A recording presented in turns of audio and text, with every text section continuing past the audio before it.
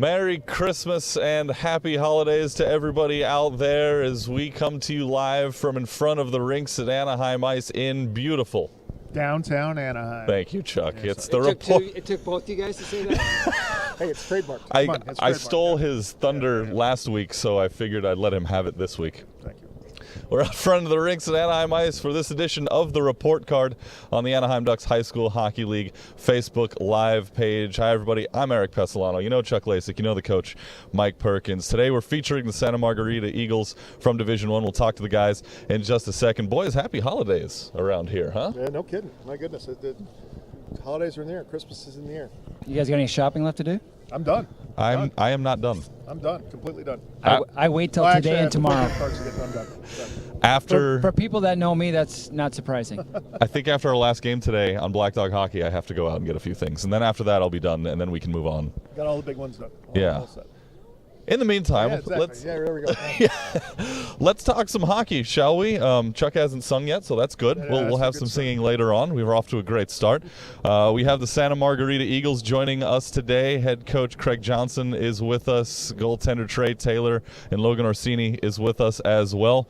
Going to talk to them in a minute. The Eagles guys this year, I mean, what can you say about them? Everything they do, everything they touch turns to gold. Oh, you beat me to it right there. Everything they do touch turns to gold. And I'll tell you what, Coach Johnson has his team firing on all cylinders. I mean, we've seen Santa Margarita. I'm sure, Perky, you could attend to this too, but dominate, year after year after year. Of course, they had that little soft spot when Lawrence Lutheran took over a couple of years. They had some big battles, but other than that, I mean, this is probably one of the best Santa Margarita teams we've seen probably in the last 8 years. Well, this is really a culmination of a lot of years of players coming through that system, and right now you have several seniors that have been a big part of this program and are the heartbeat of this, and we're lucky to have a couple of them sitting here with us right now. Well, let's get right to it. Let's welcome in the guys. Coach Craig Johnson sitting to Chuck's left, and then we have Trey Taylor all the way on the end, and in between there is Logan Orsini. Guys, thanks so much for joining us.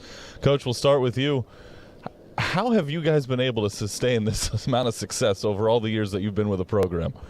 I guess the biggest thing is we try to understand that each player brings values to the team, and it could be Logan Orsini, who's an incredible forechecker, plays with pace, and you have Trey Taylor, who on the ice and off the ice is one of our hardest workers, and he's the backstopper. And then not only just teaching the values, but also that they bring, but also making them understand that they have more to give as well. And it's about continuous improvement, trying to get better each and every day. You talk about values with the program. What kind of values do you try to instill in these guys to not only make sure they succeed on the ice, but off of it as well?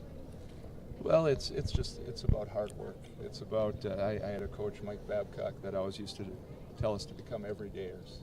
And that's what I try to instill in them, that you become an everydayer. You bring value to your team, you bring value to your work when you get older, and as long as you do that, and as long as you continually improve, you're gonna be an attribute to any organization, company, team. You talk about Mike Babcock. You spent several years in the National Hockey League. What do you take from your playing days in the NHL to bring to these guys to show them what they need to do out on the ice? I guess the biggest thing I can bring is just habits, creating good habits for them. Being able to play for as long as I did, I understand the game and just little details of the game that go along with it that I can instill in them. Coach, you've built a team that's basically in national prominence right now. Give us basically an outline of your work week with the squad. Basically, a typical Craig Johnson work week with Santa Margarita. Does it take up a lot of the week, just a little of the week? What do you really have to do? Yeah, well, we break down what we did in the game, like on a Saturday, let's say, or our last games were in a tournament in Illinois, so we'll break those down, and I'll look at them and see the things that we need to improve on.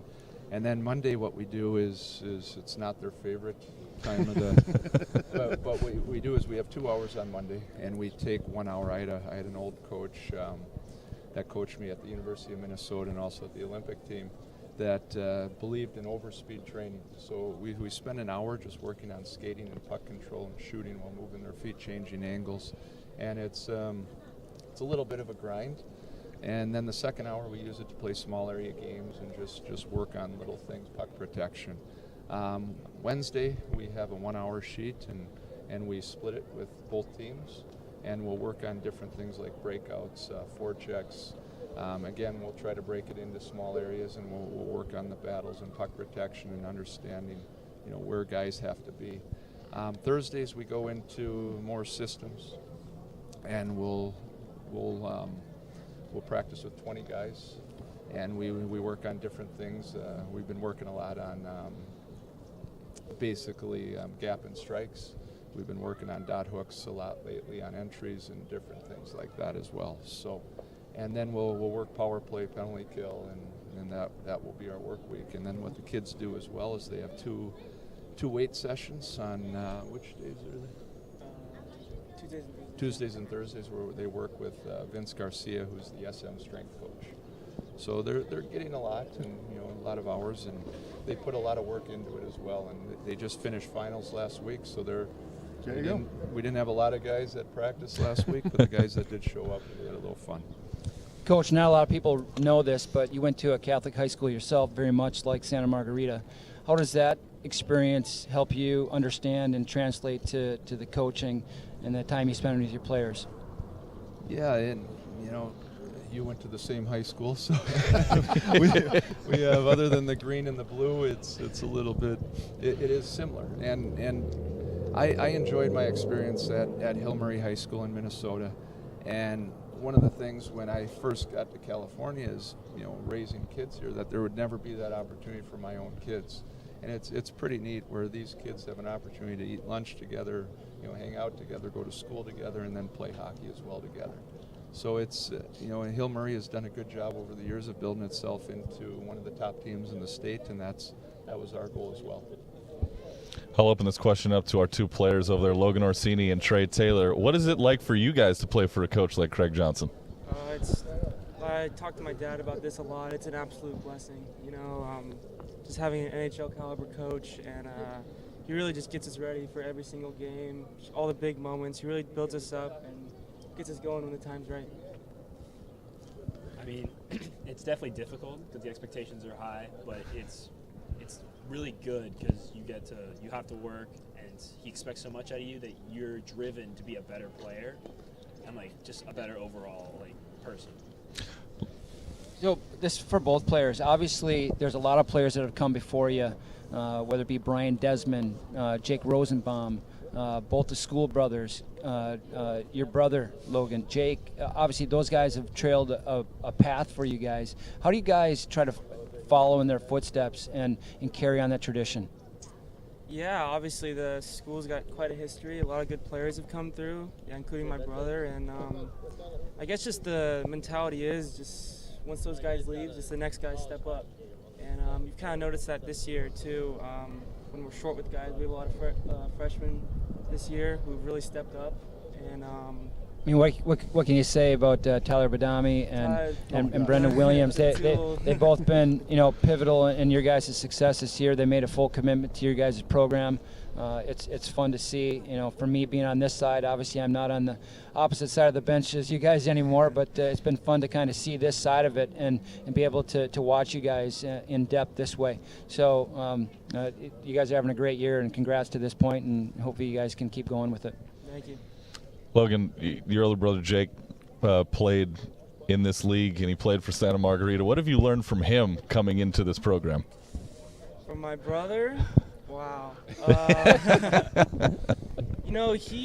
He's taught me a lot, not only on the ice but off the ice too. Remember, he told me high school's a big obstacle course, and he's just clearing the way for me.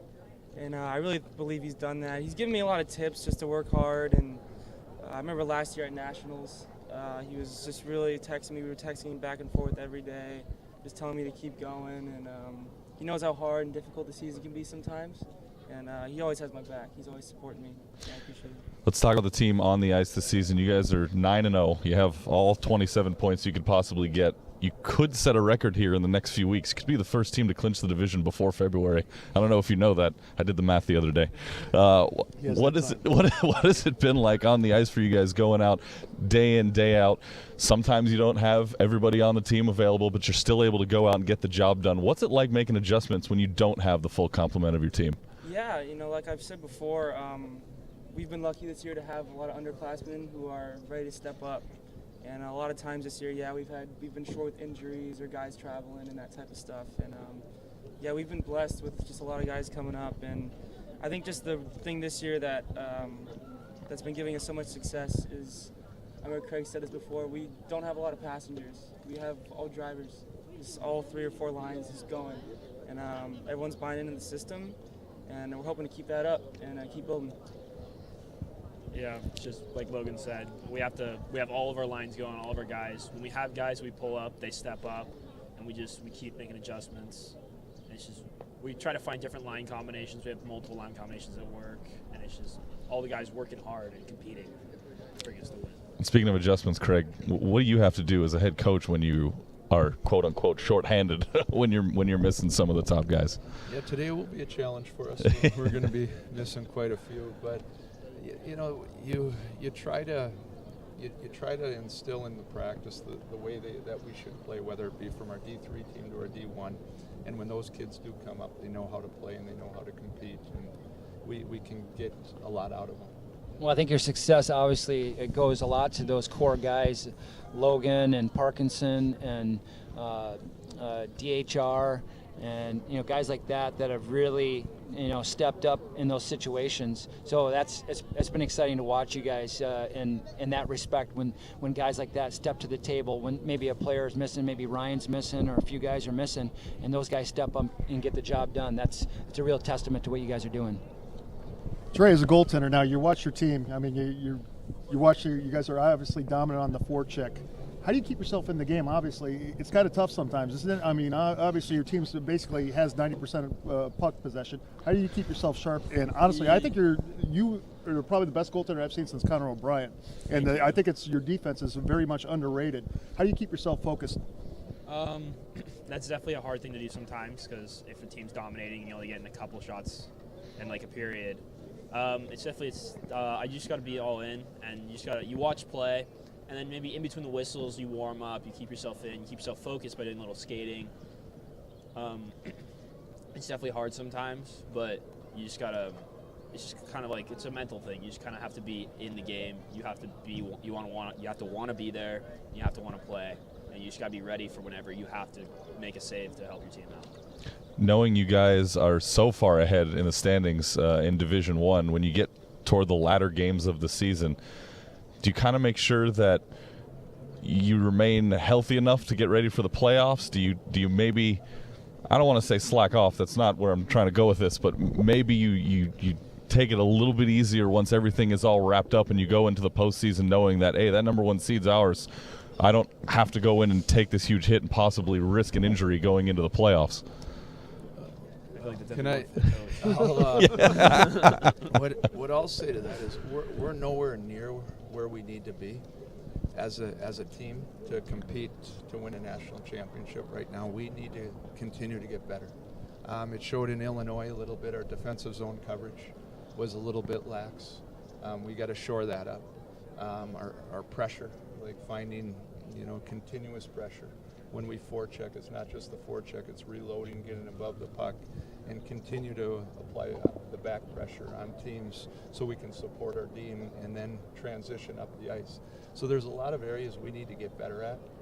Our penalty kill right now is it's going okay, but we have some faults in that as well. So we need to get better as a team, and these games will give us that opportunity. And our practices as well when we get our full team back. What are you guys doing to prepare for those kind of games at the end of the year? You're talking about going to a national tournament, that type of stuff. So what tournaments have you guys been to? You mentioned you guys were in Illinois. Can you talk to us a little bit about those type of tournaments and things that you guys have been doing and teams you're trying to play to get yourself ready for that? Yeah, we went to Minnesota early in the year, and that was a great tournament where we got to play a lot of different teams, some of the Minnesota high school teams. They put together like an all-star team, and they play, and that's a tough challenge. You talk about D-zone coverage. We do a lot of that in those tournaments. Illinois, we went back and played New Trier, which is the #1 team. It's a perennial every year top program out of Chicago. Yes, and I was very proud of the guys. I go into the game and I'm looking at it, and kind of see them play the game before, and you're like, okay, well, this might be a challenge for us. And we were able to tie them 3-3, and we played with a lot of heart, a lot of energy. And the kids did a great job, and Trey did a great job in that as well. Those tournaments help us prepare for sure. And if you can't, because when you get into the nationals, you got to be able to show up every day. And what we learned in Illinois is when you do take one day off, and we got into the quarterfinals, we had a good start, and then all of a sudden our energy levels dropped, and we ended up, I thought, losing a game we could have won. And when we get to nationals, if you do have that off day, well, that could be the difference between making the quarterfinals or not. So they help us prepare, and what we do is we try to, as the season goes on, we try to amp it up a little bit with our teaching, and not to overload them right away, but to kind of continually grow and build.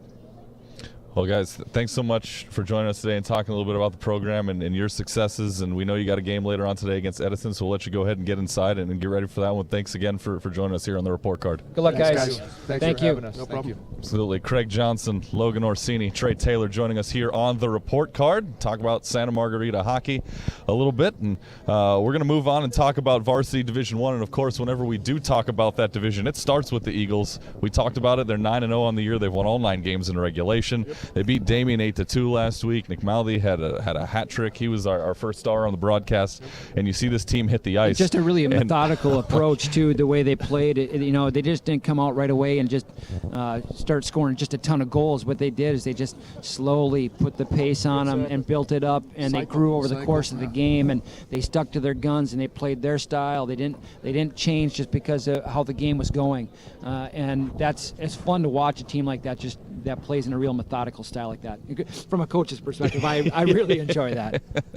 Yeah, they just, every time they touch the ice, we know something good's going to happen. And we'll see them later today. What I like about this team, though, too, is they're very unheralded defensively. Taylor's a great goaltender. We've seen that, but the defense, all we talk about is the forecheck, because they're scoring 8, 9, 10 goals a game. But basically, that defense, they don't allow other teams to touch the puck. You can't score if you can't touch the puck. So honestly, it's amazing. A great job the way they cycled, not only cycle the puck, but just control the puck as well. Well, one thing that their defensemen do a great job of is going back and getting pucks and retransitioning the puck back to offense and getting the puck to the forward. So if there's one thing, hockey people watching, and you're going to watch this team here today, watch how their defensemen go get the puck and get it back to their forwards, and they're back on attack very quickly.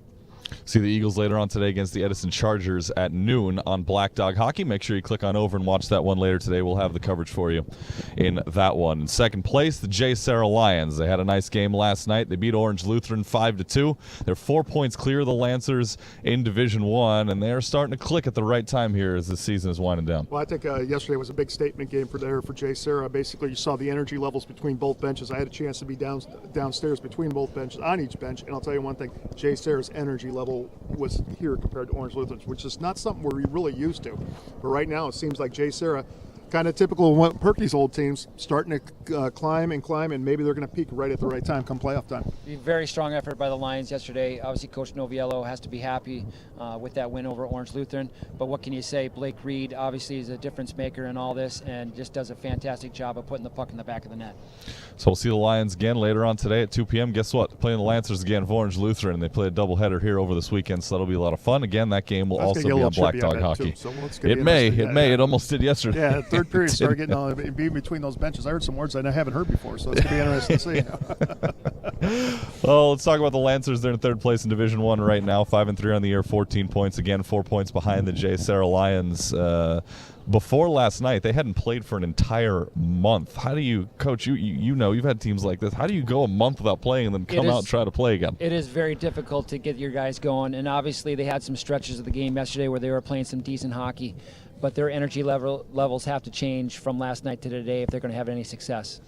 They'll play the game later on today, and then they'll have the New Year off and then come back against Bellarmine on January the 6th. Speaking of the Bells, they're up next in fourth place right now in Division I, hanging around 500 hockey. They're 4-4. They last played a couple of weeks ago against Edison and Santa Margarita, split those 2 games. So the Bells starting to make some noise. They will be better at the end of the year than they were at the beginning of the year. I guarantee you that.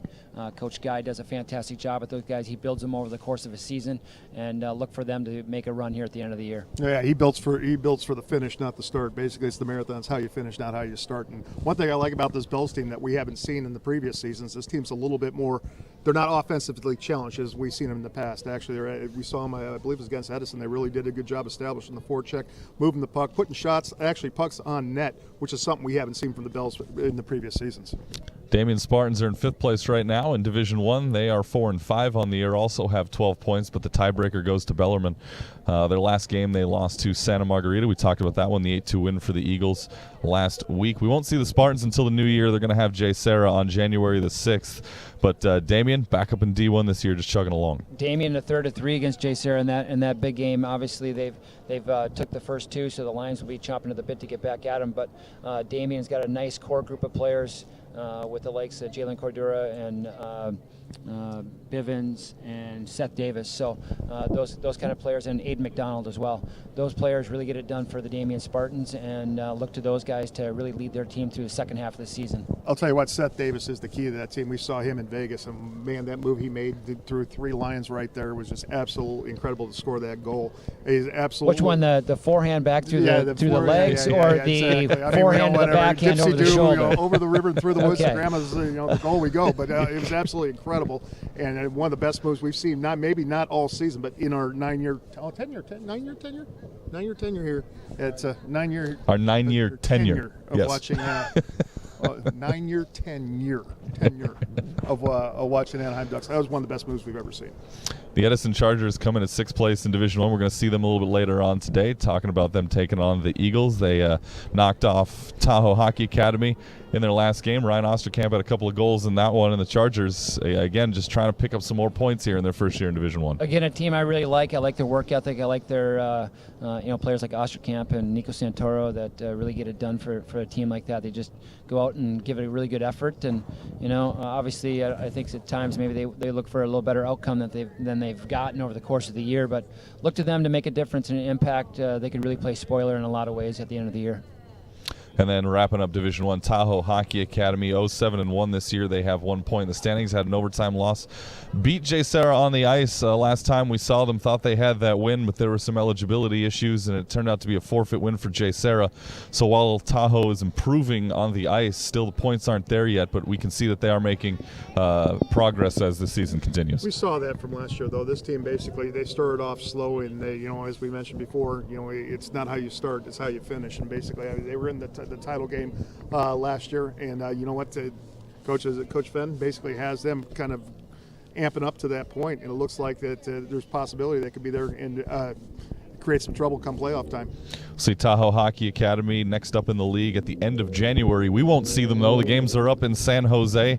They'll be taking on Jay Serra and Bellarmine over the 20th and 21st, and those will be their next league games. We'll talk about Division 1 and Division 2 in just a little bit, but first up, we have some more guests joining us here today on the report card. This is the fun part. We've been waiting for this. We have been waiting, for all of our shows. We've been waiting for this the whole time. We've got some league representatives. Royalty. Blanchart, the commissioner, joining us. John Mainberger, the JV commissioner, and our director of operations, Austin Mader, joining us here on the report card. Gentlemen, thanks for taking the time out and joining us. Thanks for having us. Thank you. Yeah, it's a pleasure to be here. I can hardly wait. Thank you, Coach.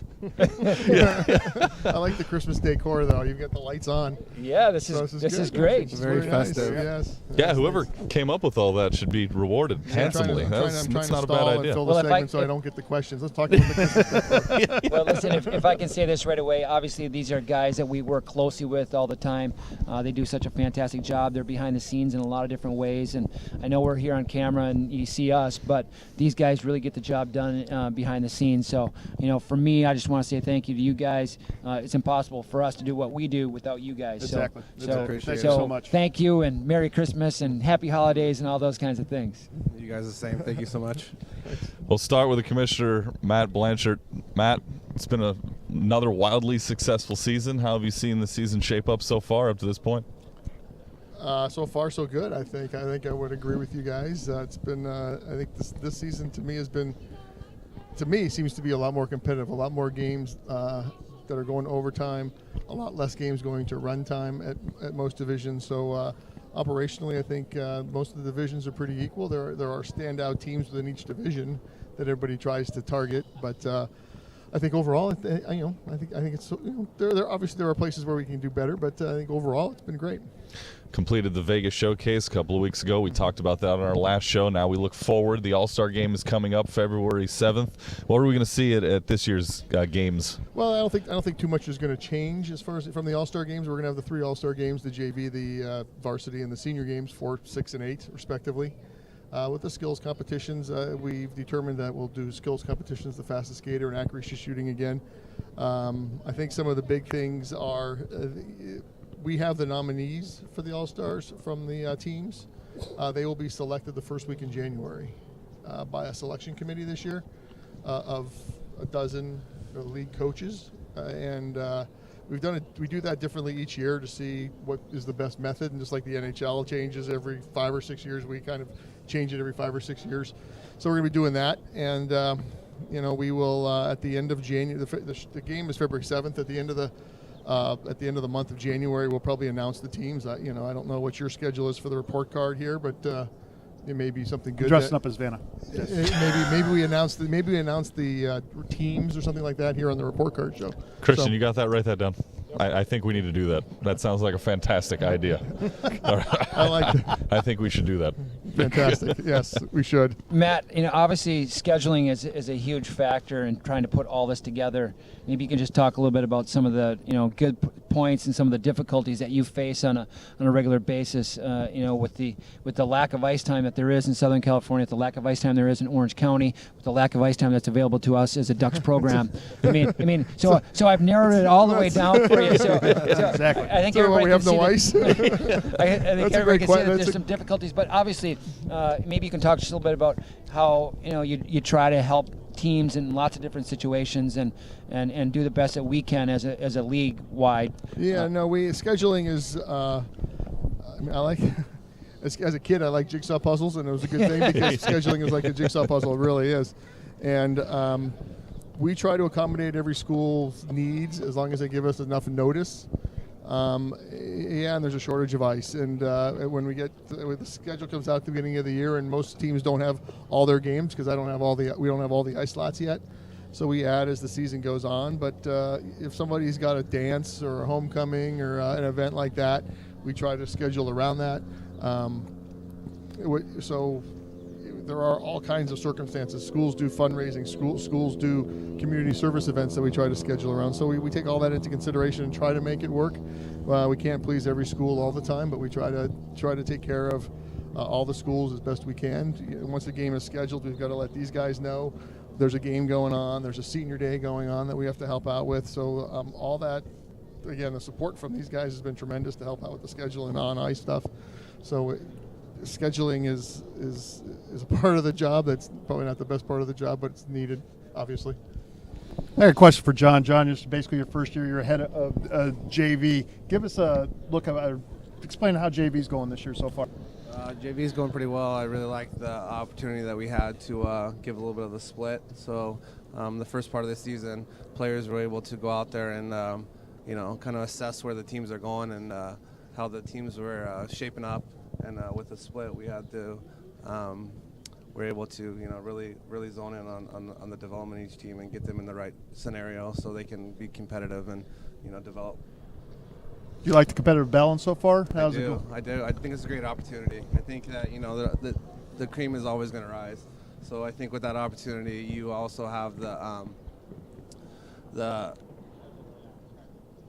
opportunity to get your team into a position to be competitive and to develop. Like I said, you want your team to go out there and to show what they got. Sometimes with the players that come into the league, with the high school league, it's a great opportunity for kids to come in with not a vast, amount of hockey experience. People come and play for the high school that have only been playing for a short period of time. And with that, teams are going to obviously develop in different areas. So with that, it's really good. Well, I think JV obviously is a level that most schools want to try to develop and grow their players. Absolutely. And try to get them to the varsity level. Absolutely. So I think that's a process, and it's part of the development of the Anaheim Ducks High School Hockey League, yep. And then all the member teams in their programs and what they're trying to do on a year-to-year basis. Yep. Now, John, you're over at the other rinks most of the time, whether it's over at Lakewood, whether it's over at Westminster. What have you seen, maybe not just the JV level, but in the entire league in general? How have you seen the competition level change over the last couple of years? Well, I just think that kids are starting to realize what it takes to play at the next level. I think that, as the league grows and, this is the 9th year of the league, they see the people before them, what it's going to take for them to compete, and they see what different elements they have going to these different showcases. They're also seeing what the other areas are bringing to the table. So what I see is, people are just really putting in the time and realizing what it's going to take for them to continue to work and to continue to grow. Austin, maybe you can talk a little bit about the day-to-day operations of putting on games here at Anaheim Ice. We obviously see you running around, running back and forth. We see you at the scorer's bench. We see you up with us sometimes. You see you running back down. Maybe you can talk just a little bit about what goes into your day-to-day life here at Anaheim Ice when it comes to game day. Yeah, so the last few years I've been a head scorekeeper with the league and been working with that. And this year I was fortunately able to be promoted into the director of operations. And my other scorekeeper, Matt Carroll, has taken over for me. And basically what I do is I get here about half an hour to an hour before the first game, set up the iPad and get all the pucks and get everything set up for the scorekeeper, get rope set up and the sign set up to keep from parents getting down to the scorebox area. That is the most important. Yeah, exactly. I was going to say. Yeah. Hopefully it works. Hopefully it doesn't. If Christian or any of you guys need any help, I'm able to come help. And Matt or any of them, I'm able to come help with that. If parents have questions, if coaches have questions, I deal with it if Matt's too busy. So basically you're on the front line then. If there's issues, exactly. you're probably the first one to know, and then you're on the radio to whoever. Yeah. Probably Matt. It's been a lifesaver. Yeah. Keeping my sanity. Jacket, right? Yeah, there you go. Yeah, without Austin, you don't get that live scoring at home. He's the one who sets up that iPad, and that is Chuck's biggest pet peeve. God. We have to have that score sheet, so we thank you for keeping us sane upstairs. It's nice. It's definitely nice to have that live scoring. From our standpoint, it's huge to try to track and mark and watch the game from that standpoint and be able to give the folks that are watching and tuning into Black Dog Hockey that all the information that they need to be able to follow along the game. Yeah, I 100% agree. I think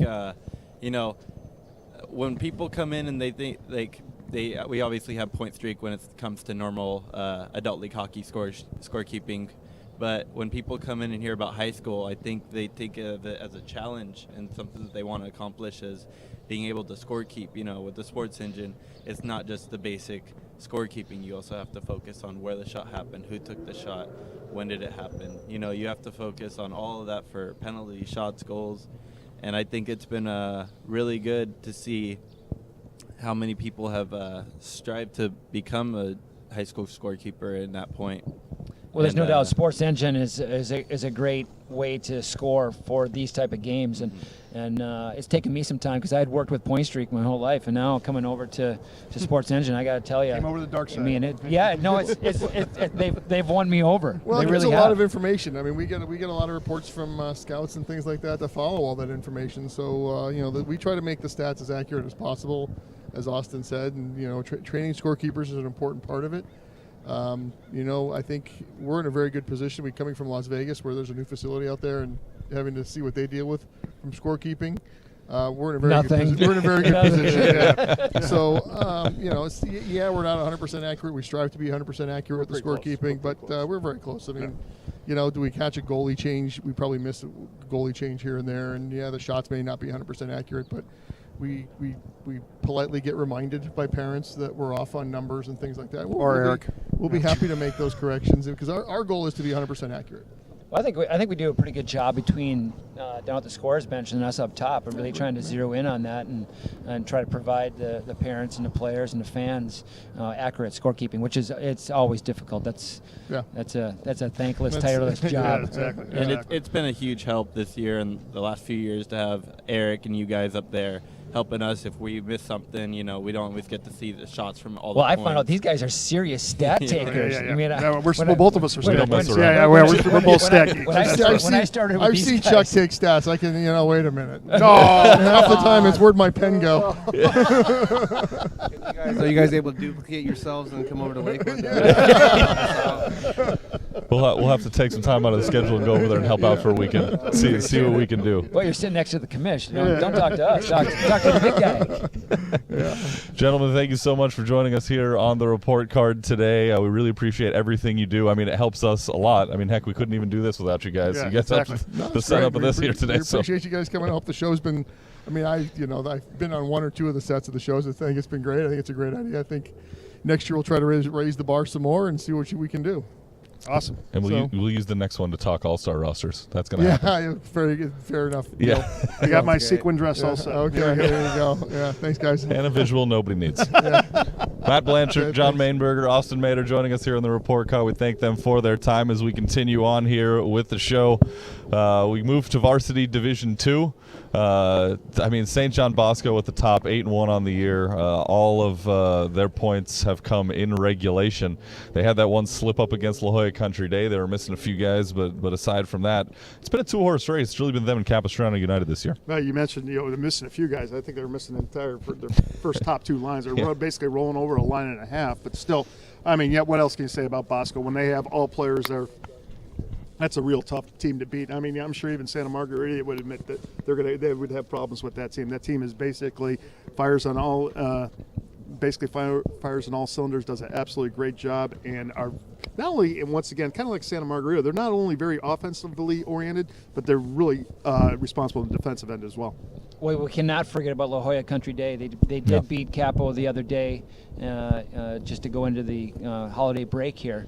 So you got to keep an eye on them as they try to scratch and claw their way up the ladder and try to get into those top one or two spots. I believe that's the team last year that gave them problems too. Was it La Jolla Country Day, or was it San Diego Union? I forget which one it was. Well, La Jolla Country Day, they are a hard-working group, and I know this, that by the end of the season they're going to be in the mix somewhere, one way or another. Yeah, they are right now. They're only 4 points behind Bosco in Division II.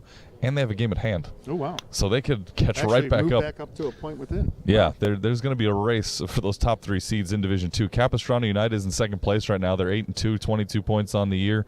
Like Coach mentioned, they lost to La Jolla Country Day 5-4 last week. The one thing that has hurt the Coyotes so far, they've lost to Bosco, they've lost to La Jolla Country Day. So the two teams surrounding them, they have lost the tiebreaker there, but they're still getting it done outside of those two. Well, obviously, Capo, Coach John LeBay does a fantastic job with that group. He's got some really nice players. When he gets them all playing together, they're a very formidable team, and I expect them to at least give St. John Bosco a run for their money by the end of the year. Watch for the senior leadership now of Ben Snyder too. Boy, has he been, watching his growth has been phenomenal. Snides has an unbelievable shot. You get him in front of the net. Zach Lane, you get him in front of the net. They have some really good players that can put the puck in the back of the net.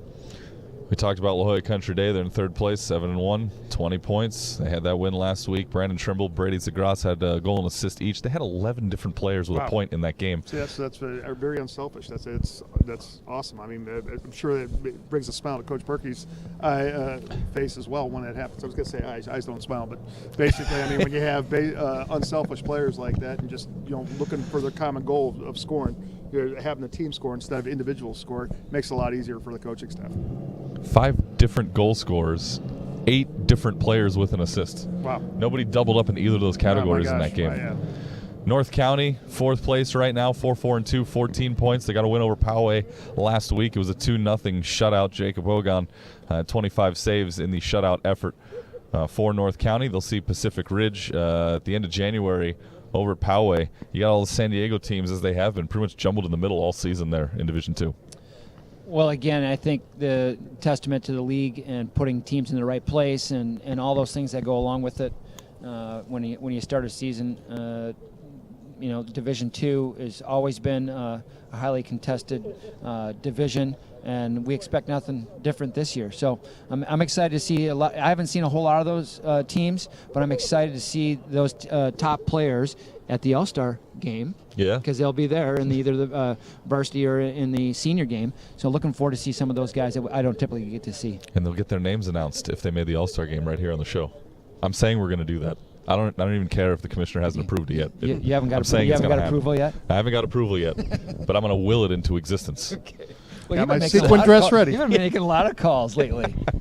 Central Cathedral is in 5th place right now. Last time we saw the Jets was out in Vegas. Last week they lost to Capistrano United. It was an 8-1 game there. Grigory Olenechenko had the lone goal. They'll have Poway in a couple of weeks in the new year down at San Diego Ice Arena. Poway is next. They're hanging out right now in the 6th spot after losing to North County last week. And as I mentioned, Central Cathedral, their next game coming up in mid-January. Not a whole lot of points separating 4, 5, and 6. So it's going to be interesting to see how the seeding what the seeding finally becomes by the end of the season. But all those teams jostling for position right now, and they're all, what I like is they're all based in San Diego as well. Yeah, they're all within 3 points of each other, that 4, 5, 6 spot. Down near the bottom of the division, Las Vegas United. We saw them at home when they got their first home games a couple of weeks ago. They're going to come back here to Anaheim at the end of February for the last week of the regular season. They're going to play 3 games over that span. They'll have Pasco, La Jolla Country Day, and Central Cathedral. Good luck to the Knights with that, with that gauntlet. The one thing I do like about them, I think their home cooking finally gave them a chance to sit there. I mean, it took them a while. I think they had, an overtime victory before they were in Vegas, and then they came back and they had to get 2 victories right there in Vegas. So I think they finally are starting to believe that we can play in this league, and it showed when we were out there in Las Vegas. Well, I can't wait to see that team again. That's a fun team with Bardo, Tirana. Yeah, exactly. Hallett. Yeah, the big D. Those guys can really play, and I'm excited to see them again. Such a heavy shot that kid. I told you guys when we were out in Vegas, I can't wait to see these guys again. And they're like, well, we're not going to see them until February. I didn't write the schedule. Don't yell at me. I wasn't happy about that. Yeah. Pacific Ridge rounds out Division 2. We saw them in Vegas last time they hit the ice. They're going to have La Jolla Country Day in mid-January down in Carlsbad, so it'll be basically a home game there for Pacific Ridge School. They're 1-5-3 on the year with 6 points. Of course, they came up from Division 3 last year. And speaking of Division 3, we're gonna have to roll through this real quick because we're running out of time. We had such a good time with all of our guests here today that we're down to the last 4 or 5 minutes of the show. Commissioner's trying to get me to expand. He forgets we have to prep for a game in a little bit. There were 6 games in Division 3 since the last time we spoke to you. We saw Woodbridge beat Villa Park 6-5 in overtime. 3rd win of the year for Woodbridge. Brent Buckland had a hat trick in that one. Game-winning goal in overtime. He pulled a Hampus Lindholm. Yeah, exactly. What else can you say? You always got to like it. And he's a D-man too, right? You have your D-man score 3 goals right there. That's always a plus. And you know what? You got to like that Woodbridge team. They basically have a good job on the forecheck. And you know what? Goaltending is great as well, so it's going to be interesting to see this team as they move into come playoff time. Buckland is a good utility type player. He can get it done at all different. If coach throws him in at forward or D or whatever he has him out there, he just does a lot of things for that team. We're going to see Woodbridge later on tonight on Black Dog Hockey at 4 o'clock when they take on Santa Margarita. Yeah, that'd be interesting. Placentia Yorba Linda beat Servite 5-2. Angel Puentes and Joseph Peterson had a couple of goals each. And Corey Mader had a goal and assist in that one also for the Panthers in the victory. And then here was the big one. We had Patrick Gardner on as one of our players of the month on our last show. They had that big game later on that day. They were going to play Bishop Amat over at Lakewood. He was telling me after the show, it's like, we're going to be missing a lot of guys. I don't know. And I said, hey, you got to stick to your game. You're going to be okay. They were okay. They won 5-1 in that one, and they remain one of only 2 teams in the entire league, JV, varsity, that are still undefeated, along with Santa Margarita's D1 team. So Beckman's still chugging along. Gardner actually had a couple of goals in that game as well, so he carried the team again. Well, that kid's he's a hockey nut. So I saw him here, and then we saw him in the game, and then I saw him a couple days later over at Heritage Park playing roller hockey. I know that. I mean, the whole family plays hockey. That kid's a hockey nut. Do not mess around over there. The game was kind of marred a little bit in the end. In the 3rd period, things kind of got out of hand. 38 penalty minutes for Bishop Amat in that 3rd period, 42 for Beckman. There were a lot of 2s and 10s that were doled out in that 3rd period, so it kind of ruined the ending a little bit, but they'll get back to it next time they get out on the ice. Los Alamitos beat Corona. Mrs. Egger, though, were they? It puts me on the spot. Questions. Los Alamitos beat Corona Norco 8-1 last week. Keanu Manula had a couple of goals, and the Griffins had 7 different goal scorers out of their 8 Is goals. Keanu Manula now? Is he like a junior in college? Honestly, it seems like he's been playing for 7 years. Honestly, in this league, but what an absolute joy to watch him. I think now this obviously is his 4th year we've seen him. And, man, you want to talk about the straw that stirs the drink. Keanu is just an absolutely outstanding hockey player. You look at the Stingrays on the other side there trying to right the ship. They started the year 5-0. They've lost 3 of 5 since. So they'll try to get back to their winning ways next time out. And then, of course, last night, a couple of Division III games here at the Rinks at Anaheim Ice. You saw them live on Black Dog Hockey. Upland Christian Academy, a 6-0 winner over Mater Dei. And then Villa Park, a 10-1 winner over Huntington Beach. So a couple of games that eventually did hit runtime, which is something we hadn't seen in a long time here on this ice. Scheduled for today for Division III, Huntington Beach and Beckman over at Westminster Ice at 2:10. Placentia, Yorba Linda, and Los Alamitos will play here at Anaheim Ice on the Olympic side at 3:15. And then, of course, we mentioned Woodbridge and Santa Margarita later tonight at 4 on Black Dog Hockey. Look for that Beckman team to continue their winning ways. Yeah. They're just clicking on all cylinders. Commissioner Matt Blanchart will have his eye on that game. I know that for sure. You take a look at the standings in Division III in the Coastview Conference. Beckman 9-0, Los Alamitos 6-4, Huntington Beach is 4-5, and Woodbridge is 3-4-1. Those are the top 4 in the Coastview Conference. Over on the Crescent Conference side, Bishop-Amat still holds strong in first place. They're 8-2 so far on the year. Villa Park jumped Corona Norco with their win last night, so they're in second place.